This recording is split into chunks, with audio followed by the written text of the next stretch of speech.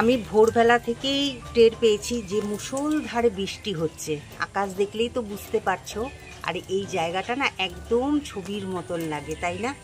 সেই জন্য তোমাদের সাথে বারবার করে আমি এই জায়গাটাকে শেয়ার করি। আর এই দেখো গর্তের মধ্যে কতটা জল জমে গেছে, তাহলে বুঝতেই পারছো কীরকম বৃষ্টি হয়েছে। ভাদ্র মাসে এরকম বৃষ্টি ভাবাই যায় না। আজ মঙ্গলবার, তাই সকাল সকাল শঙ্করের পুজো হয়ে গেছে। গুড মর্নিং বন্ধুরা। আজ আমি আমার ঠাকুরঘর দেখিয়ে তোমাদের সাথে শুরু করলাম আজকের দিন। তোমাদের দিনটা আজকে মঙ্গলময় হোক। তা চলো সারাদিন আমার সাথে থাকো আর দেখতে থাকো আমার ব্লগিং। মহারানী দেখো কি কিউট কিউট মহারানী, কিন্তু বদমাস এক নম্বরের। এই দেখো এখনো কিন্তু বৃষ্টি হচ্ছে। আর আমার কুমড়ো গাছটা দেখো, চলো একটু সামনে নিয়ে গিয়ে দেখাই। ভালোই লাগে কিন্তু না গাছপালা দেখাতে। তোমাদের কি ভালো লাগে আমি যে এই যে গাছপালা দেখাই তোমাদেরকে? তোমাদের দেখতে ভালো লাগে? দেখো কতটা লম্বা হয়ে গেছে। এই দেখো একদম এখান থেকে একদম এই যে ওপরে উঠে গেছে। এরপর আস্তে আস্তে চালের ওপরে উঠতে কিন্তু আর বেশি দিন বাকি নেই। আর তুলসী গাছটা দেখো আমার কি সুন্দর গোল হয়ে উঠছে, তাই না? কত ভালো লাগে। আর সবগুলো আমার কিন্তু এই যে ফুলের ডালগুলো সব বেঁচে গেছে, এটাই আমার আনন্দ লাগে। আর এটার মধ্যে তো কিছুদিন বাদেই ফুল আসবে। আর ফুলগুলো তো তোমাদের দেখিয়েছিলাম, জানি না তোমাদের মনে আছে কি না, মানে ডিপ খয়েরি রঙের হয়। এটাও এক ধরনের জবা। তা যাই হোক, বেশ ভালোই লাগছে, বেশ ঠান্ডা ঠান্ডা ওয়েদার আছে। আর ওই দেখো একটা কাঞ্চন ফুল ফুটে আছে, শঙ্কর খেয়াল করেনি তাই উঠায়নি। আজকে গাছে বেশ ফুল ফুটেছে। এই দেখো শঙ্কর পুজো দেওয়ার পরেও দেখো কত গাছে সাদা ফুল, দেখেছো? ওদিকে আমি বসিয়ে দিয়ে এসেছি চা, কারণ শঙ্কর তো পুজো না করে চা খায় না।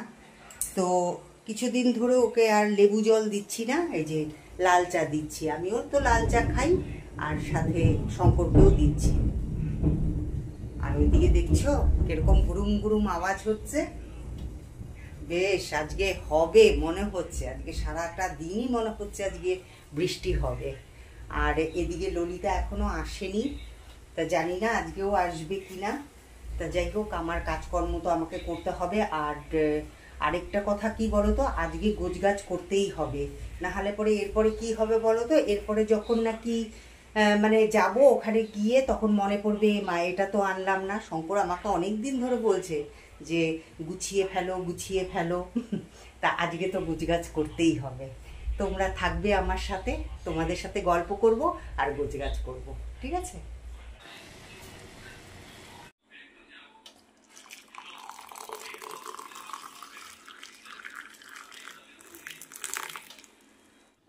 রুটির সাথে খাবো বলে এদিকে আলুর তরকারি বসিয়ে দিয়েছি। আজকেও কিন্তু আমি ওই দিনের মতনই তরকারি করছি, এই যে টমেটোও দিয়ে দিয়েছি, কারণ ওই দিন খেতে খুব টেস্টি লেগেছিল। আর এদিকে দেখো আটাও মেখে রেখে দিয়েছি, এই যে সব গোল গোল করে রেখে দিয়েছি। এখন আমি এটার মধ্যে বেলে নেব। এখন ঘড়িতে বাজে 12টা বাজতে 10 মিনিট বাকি। আর আমি দেখো এই যে সব এখানে যত বাসন টাসন ছিল সব মেজে ফেললাম।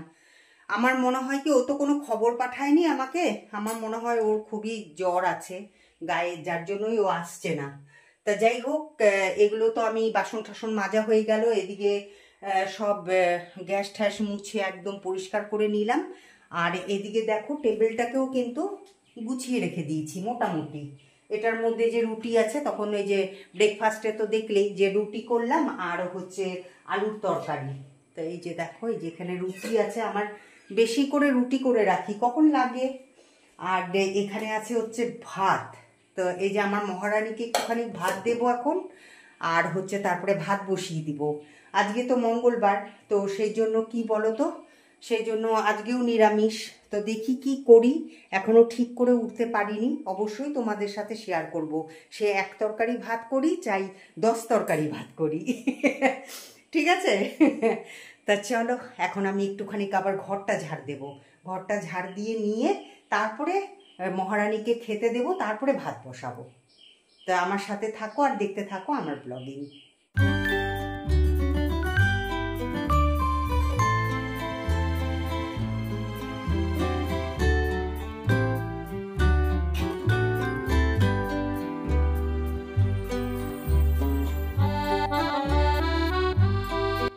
এদিকে ভাত প্রায় হয়েই আসছে, আর এদিকে আমি বসিয়ে দিয়েছি হচ্ছে কড়াই। আর এদিকে দেখো পেঁপে আলু তরকারি করব বলে পেঁপে আলু কেটে রেখে দিয়েছি। আর এখানে পটল, উচ্ছে, তারপরে আলু, এটা একটা ভাজা ভাজা করব। আর এখানে আছে হচ্ছে টমেটো। তা ভাবলাম যে এগুলো দিয়ে তো আর ভাত উঠতে চায় না মুখে, মানে কি বলবো উঠতেই চায় না ভাত, সেই জন্য টমেটোর চাটনি করব। তাই এই যে এখানে 5টা টমেটো নিয়ে নিয়েছি, এই টমেটোর চাটনি দিয়ে তারপরে এই সব দিয়ে ব্যাস আজকে দুপুরবেলা ভাতটা উদ্ধার করব। ঠিক আছে?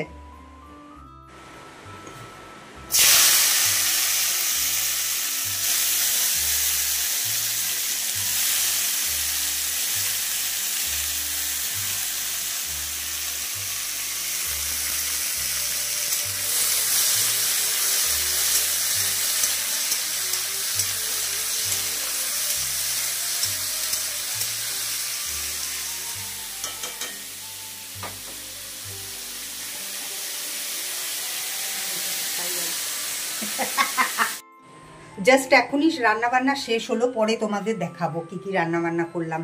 আর ওই দেখো মহারানী ওখানে ঘুমিয়ে আছে, ওইদিকে ওকে খেতে দিয়েছিলাম, ও খেয়ে দিয়ে তারপরে এই যে ওই দেখো একটুখানি রেখে দিয়েছে, ওটা আবার পরে খাবে, ও এরকমভাবেই খায়।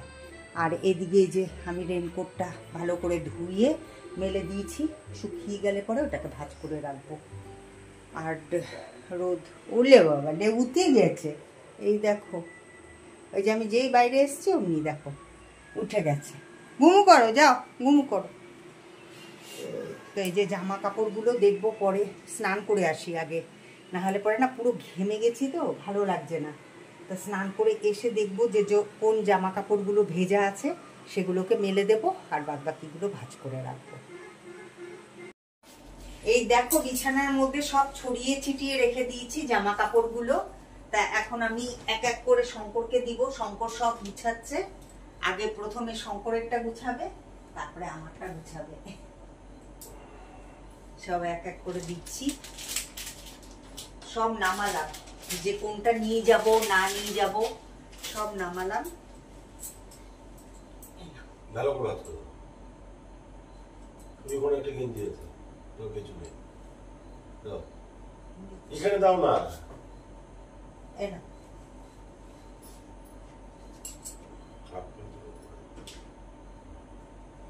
আজকে আমাদের ফাইনাল গুছানো হচ্ছে।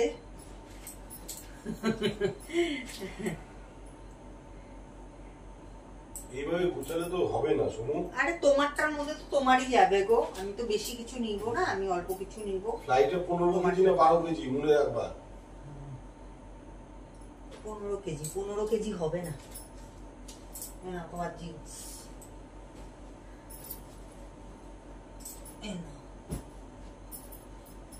আচ্ছা শঙ্কর, তোমার সব গেঞ্জিগুলো নিয়েছো? দেখো তো এই যে এটা দেখে না, এই গেঞ্জিটা নিবা? সবই তো ব্ল্যাক নিচ্ছ। ব্ল্যাকই তো আমি তো কালো। জগতের আলো, এই গেঞ্জিটা নিবা? এই গেঞ্জিটা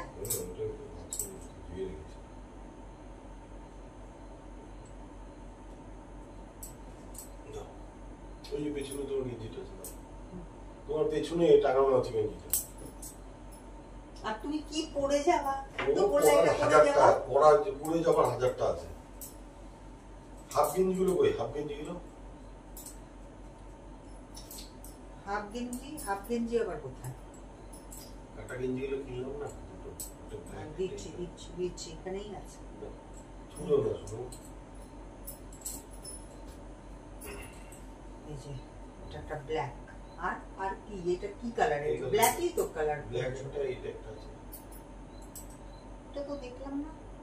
তাহলে এটা দিয়ে দিয়েছো, দাও ছুঁড়ো না।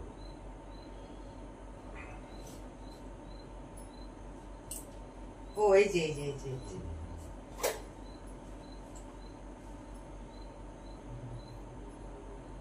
বাবা শঙ্কর নিবে না করে করেও কতগুলো নিল। এই যে এটা নিবা তো, এই গেঞ্জিটা দেখাচ্ছি তোমাকে। হ্যাঁ তোমারই।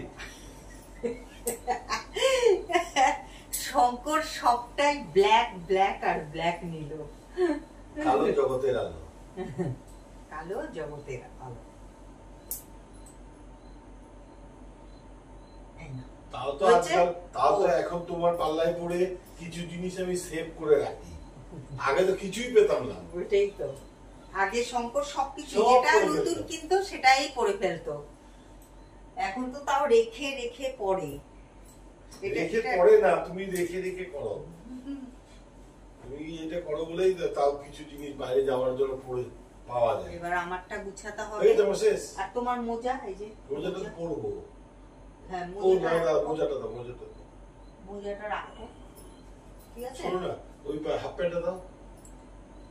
হাফ প্যান্টটা ইচ্ছে করতে হবে, ওটা সেলাই করতে হবে বাইরে। আর কিছু নাই তো ওটা? না এমনি তো কিছু নেই, তুমি দেখে নিও। তাও তোমার কিন্তু হাফ প্যান্ট কিন্তু না হয়নি শঙ্কর। এই যে একটু ধোবো।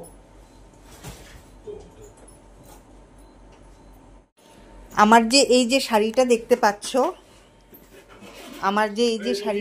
পাচ্ছ, হ্যাঁ হ্যাঁ ওটা রেখে দাও, ওটা আমি কালকে ওয়াশিং মেশিনে কাচবো।